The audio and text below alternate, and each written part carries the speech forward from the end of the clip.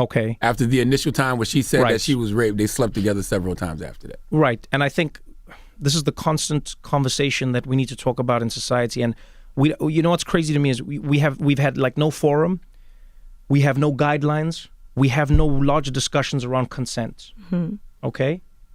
Let's be honest. Consent is something that has been robbed of many individuals in their lives. Right? America, fundamentally. You know, I remember a beautiful quote someone said to me where they're like, America was built on a world of no consent. Right. Mm. Black bodies were taken without their consent. Women's bodies were taken without their consent. And this has happened around the world. Consent has always been growing and evolving.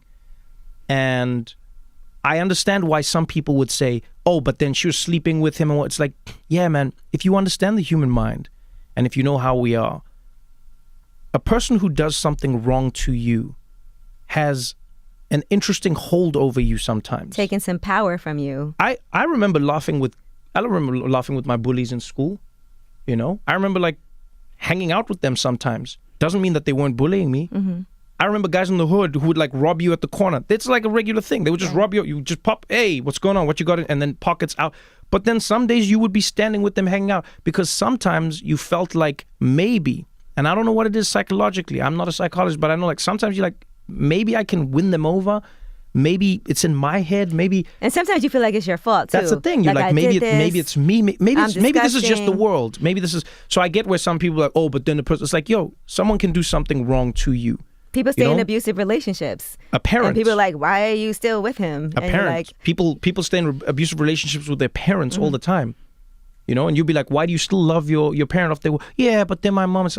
Man, life, our minds, the world are extremely complicated. I don't think that should take away from somebody saying, hey, I said no, and I don't care if this was a boyfriend or a husband. I said no, and he didn't listen. Mm-hmm. There was a time when marital rape wasn't a thing. Right, yeah, absolutely. They were like, you can't rape your wife. She's your wife. And it's like, yeah, but because she's your wife doesn't mean she's your property. She still has the right to say no.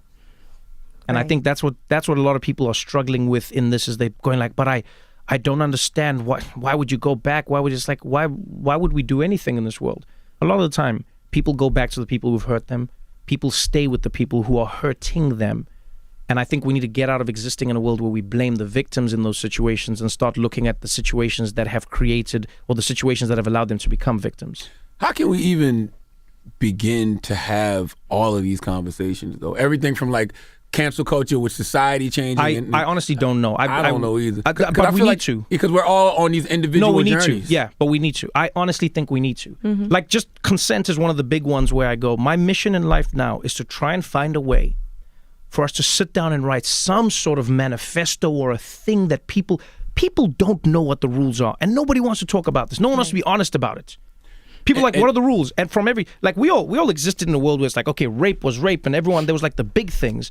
But then as the Me Too movement grew, I started learning from women where I was like, wait, that's part of it? I didn't know. I didn't do it, but I didn't know. Right. I didn't know what rape culture was. Like, you know what rape is. Yes, but then you say you know the culture. Rape. Exactly. There's all type of things that fall and in I think a lot of people are learning, men and women I've actually learned, where they're like, oh, I didn't actually think of it that way. Mm-hmm. I thought I was a willing participant in or I thought that was the rule and that's how it was supposed to be.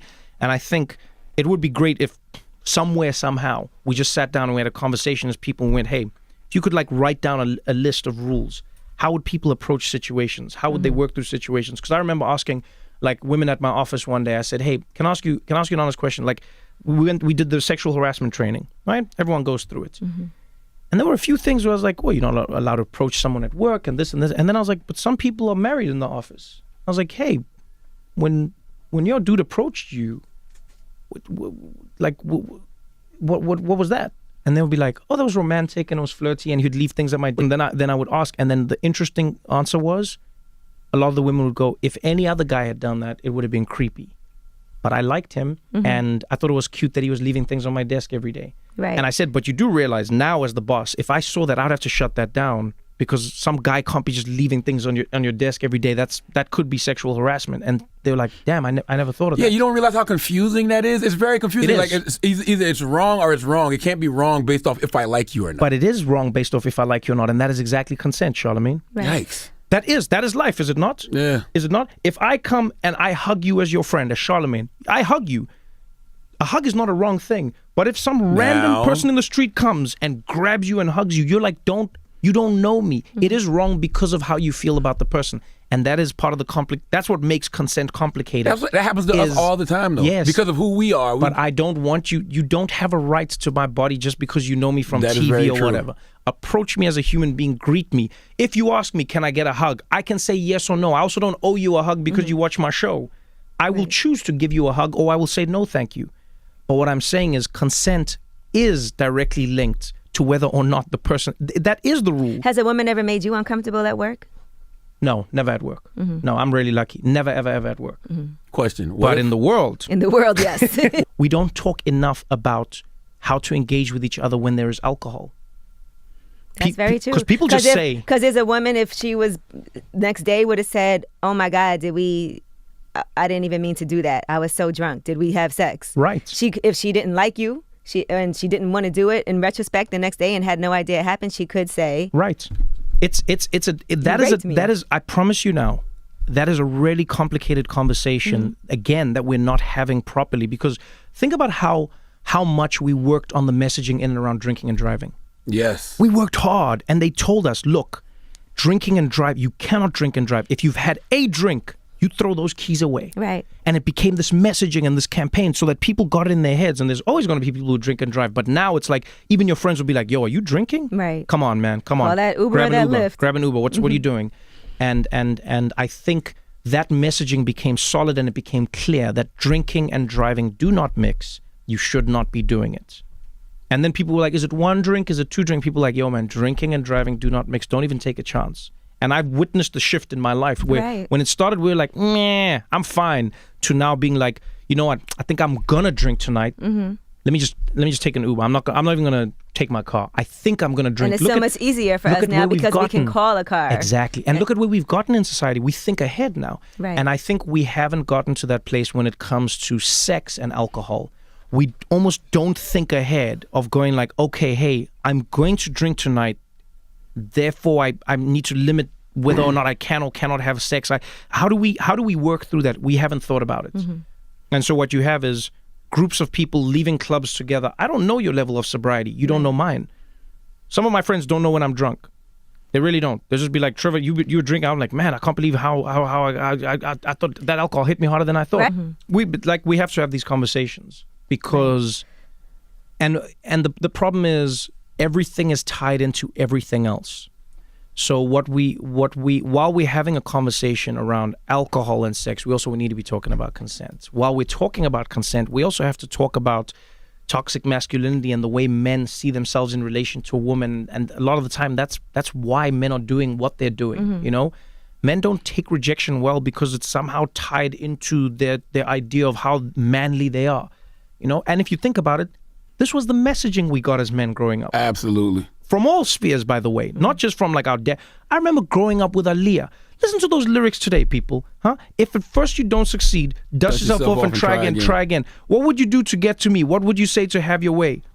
Would you give up or try again if I hesitate to let you in? You don't even got to go that far back. You can go to how many drinks does it take for you to get with me? Like, blame it on the alcohol. Jamie Foxx. But I'm saying like, and so what we don't realize is we also have to go like, oh man, how are we being programmed? What have we thought is acceptable? How do we think it's acceptable? And how do we change those things? It's time. And that's, you know what I mean? Someone needs to write an R&B song where it's like, you know what I mean? Like, girl, we drunk, leaving the club.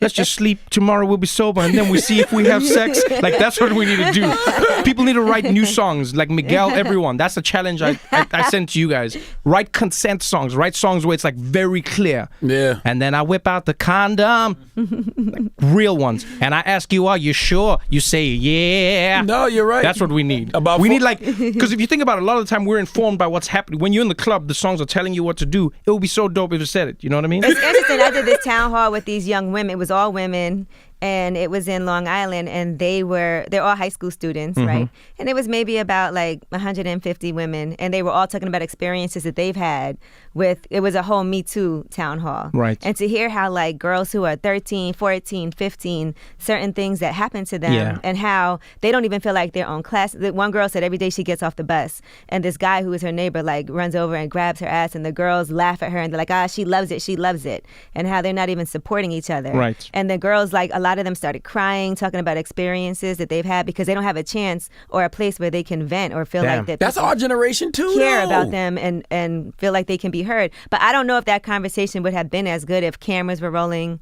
I don't think so either. If there were guys in the room. And I do feel like it's something they need to hear so you can see real life people who are affected and how these young girls, one girl was talking about she was living with her family and her sister's boyfriend actually assaulted her and she ended up getting pregnant and having a baby and now the family doesn't talk to her. And a lot of the time that's the story. It's somebody in the family. It's somebody who everybody knows. Right. And these are all things that people need to hear, but it's just, I think, sometimes so hard until people get to a space where they can express themselves without, But I think that's what we need to do is just create more of those spaces. Exactly what you're saying. Because I'm fine with doing it in a space where no one has to see it That's or hear what it. it is. Yeah. It has to be closed door conversation because in that way you're actually teaching and people are learning. Nobody's going to get judged and crucified. No one's recording And it also makes you respond to people answer. differently too. When we're all in the room together, it helps women, I think, support each other when they see other things going on and be more sensitive to that and know that, this happened to this person. I saw how she reacted. Right, yeah. I need to rethink how I look at things. Yeah. I just think we need to do more of that in more spaces. And I think people take for granted that you can start on a small level. A lot of the time people say like you'll say, how do we do this? I go like, guys, just do it. We have groups of friends. That's right. I've started doing a thing with my friends where there's just like real talk. There's moments where we sit down as men and we just go like, yo, it's 5 of us sitting together. Let's just talk about consent. Right. Let's talk about what we could be doing better with each other. And a lot of the time, like, I remember when we started saying these things, there was always like that hesitancy, like there'd be the one for to be like, oh, that's gay. Yeah, man, what are you talking? And it's like, no, it's not though. It's not. And even if it was, there's nothing wrong with that. Yeah. What we're talking about right now is, as men with each other, what can we do better? How can we change our thinking? What are we struggling with as friends? How do we navigate these issues? Because we do have groups all throughout society. And I think we take for granted the power of that, just sharing that vulnerability, that moment. No, and it's not going to end up on a Snapchat or Instagram story that I can just share. But just being honest and sharing it with somebody else. I think it starts with us, meaning like if people see you actually doing the work, like you personally are trying to be a better person, whether you're going to therapy, whether you're just seeking some sense of healing, I think they'll receive the messaging. Well, I hope so. I think it contributes. Yeah. I think it contributes. But just sharing it helps. I remember once, like the story around consent, this is like, I went on a date with a woman and we had a great night and things were looking good. And she was like, let's go back to your place. And I was like, oh, okay, let's go back to my place. And we head back to my place. And then when we get back to my place, she was like, oh man, I don't know if I should be here. I've had too much to drink. And I was like, oh, let me get you a car. Out of here. Immediately. I was like, well, let me get you a car. Right. I was like, oh, you should. I'm happy you said this. Thank you. I called, and then she was like, wait, what are you doing? Like, I said, I'm getting you a games. car. And she said, no, I didn't say I want to leave. And I said, no. Listen here. What you said there, I have to take. And I'm not even trying to be an asshole about this. I'm not trying to punish you, nothing like that. You just said you don't think you should be here. You've had a lot to drink, and I didn't know how much you had to drink. I met you middle drinks vibes. So let me get you a car. There's another day. We can always meet on another day. Right. And that's the biggest thing that I've learned in life around a lot of consent, sex, and all of these things is, you know what helps a lot? Just getting to know people before you have sex with them. Just like spending a lot of time getting to know them. Like, it's not going away. You don't have to have sex on the first date. Like, just take your time, get to know the people. It's a million rap records that say otherwise. That is true. Right. That's what I'm saying. And real life experiences. That's what I'm saying. Again, musicians can help with a lot of this messaging. We need new songs that come out and change everything. It's a lot of fun. If the homies got a way to have some, it's a lot of fun. The homies. If the homies got a way to have some, huh? Come on. Now we're singing that in the streets, huh? And it's like, what happened? Oh, she said, I'll see you next week. Oh, yeah, it's a lot of fun. Now we're having fun. And once a woman says, I've had too much to drink, or I don't know, any type of hesitation, just don't do we it. need to go back to everyone and just be like, yo, let's remix songs and create great messaging that goes out to everybody, so that young kids out there go, you know what, I'm not a loser because I didn't have sex with this girl on the first date. If anything, this is how it should be, and I'm living a great life. Janet Jackson, let's wait a while. Let's wait a while. Let's just wait a little while.